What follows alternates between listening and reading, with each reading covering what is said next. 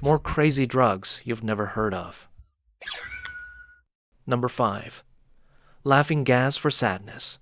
Picture this. You're sitting in a therapy session, spilling your darkest thoughts, and instead of prescribing an antidepressant, the doctor pulls out a clown balloon. Okay, not literally, but kind of.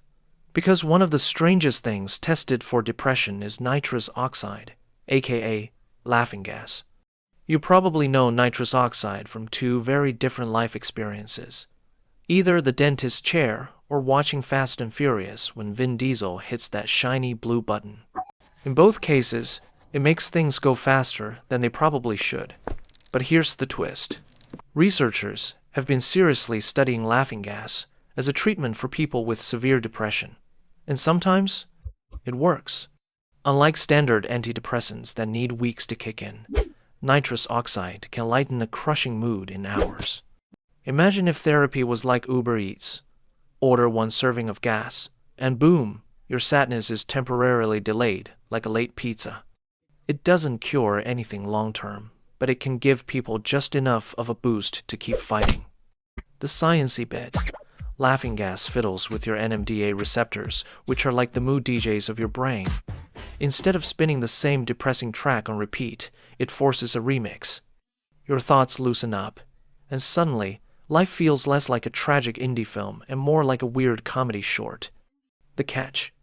The effects wear off, and huffing dentist gas forever is a bad plan, unless you want your life motto to be, haha, oops my lungs. But in controlled doses, it's surprisingly legit.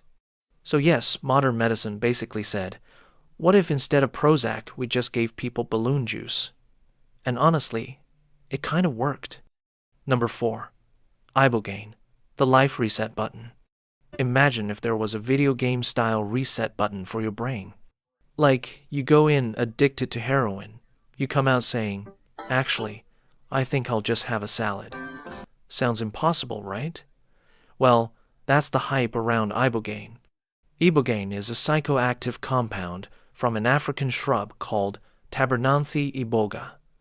For centuries, it's been used in rituals, where people basically have a marathon dream while half awake.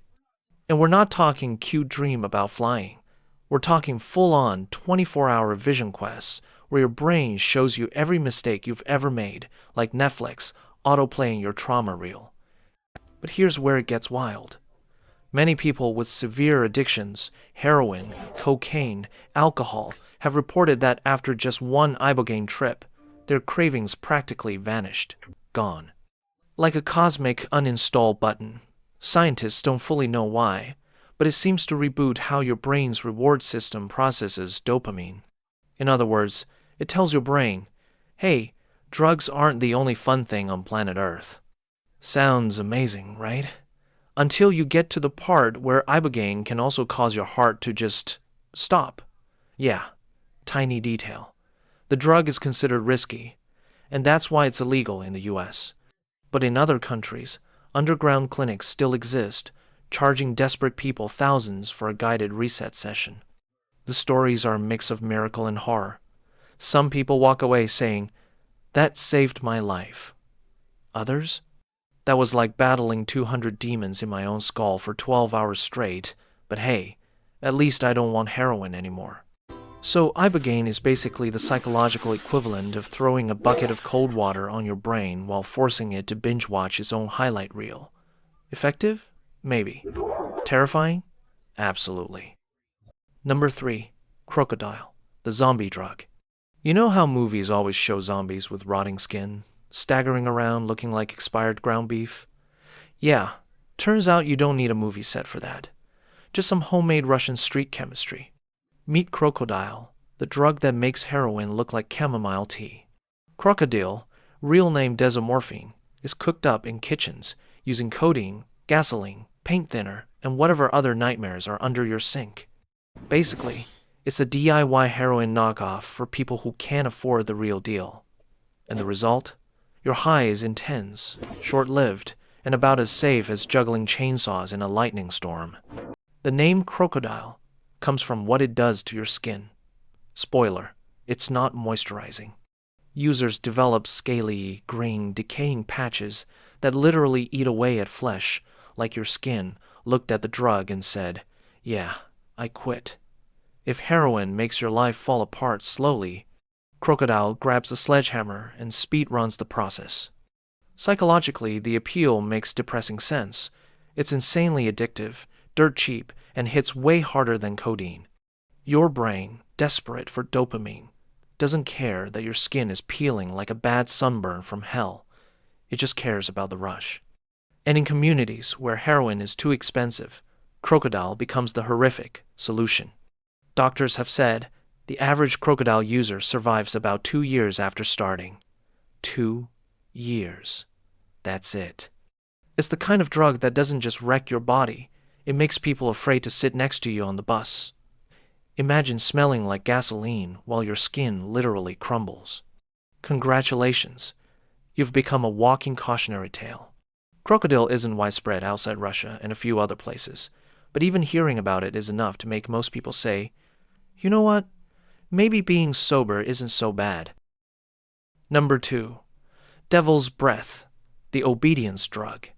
Now, if Krokodil is body horror, then scopolamine, aka devil's breath, is straight-up psychological horror. This drug isn't about chasing a high. It's about losing your free will like someone just unplugged your personality. Devil's breath comes from a plant in Colombia called borrachero, which charmingly translates to drunken tree. Locals have known for centuries it could knock you out or make you extremely suggestible. Criminals today? They've turned it into an urban legend come true. Stories go like this. Someone blows powder in your face, and 5 minutes later you're helping them empty your bank account while politely handing over your house keys. Victims describe being completely aware of what's happening, but unable to resist. Like your brain's decision-making app just crashed mid-download. Scientifically, scopolamine blocks acetylcholine, a neurotransmitter your brain uses for memory and muscle control. Without it, you're basically a very polite zombie. You'll follow orders, you won't remember later, and you won't even think to question why you're suddenly offering to help a stranger dig a hole in the middle of the night. It's terrifying because unlike most drugs, this one isn't about fun, it's about control. Police reports from Colombia tell stories of people drugged in bars, then calmly walking to their own apartments with thieves, unlocking everything, and standing by while their stuff gets loaded out. Later, they're like, "Wait, did I just help rob myself?" Now, some of the more dramatic rumors, like organ harvesting cartels using devil's breath, are probably exaggerated. But the core fact remains. This plant-based chemical can turn your brain into a mindless butler, ready to serve anyone who asks. If Krokodil is worst body trip, devil's breath is worst trust fall. You won't even know you've fallen until you wake up broke, confused, and possibly missing your phone, wallet, and dignity. Number 1. Salvia, the 10-minute madness. Picture this. You take a hit of something, and 10 seconds later, you're convinced you've turned into a chair, or that your entire life has just been a simulation run by a cosmic janitor. Welcome to Salvia divinorum, the what the hell just happened plant. Salvia is a legal-ish hallucinogen in some places, coming from a mint family plant used in Mazatec rituals in Mexico. Sounds wholesome mint tea, right? Nope. Smoke concentrated salvia extract, and you've got one of the fastest, most disorienting trips known to man. The high only lasts about 5 to 10 minutes, but those minutes feel like eternity's blooper reel. Unlike classic psychedelics that make you see pretty colors or feel at peace with the universe, salvia is chaotic. People report being pulled into cartoon worlds, merging with inanimate objects, or feeling like they've lived entire alternate lifetimes before snapping back. Imagine thinking you've been reincarnated as a paint roller, only to realize it's been 4 minutes and your friend is still laughing at you drooling on the couch. Scientifically, salvia targets the kappa opioid receptors, not the usual serotonin ones psychedelics mess with. That's why it feels so alien compared to LSD or mushrooms. Your brain isn't just vibing, it's panicking, stretching reality like a bad video edit, and making you question whether you were ever human in the first place. The kicker?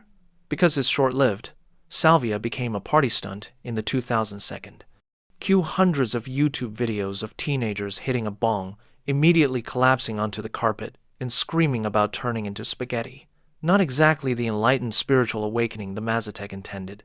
Psychologically, Salvia is fascinating because it shows how fragile your sense of self really is. 10 minutes, one hit, and your brain is ready to yeet your entire identity out the window. It's like your consciousness is built on a Jenga tower, and Salvia just yanked out the bottom block for fun.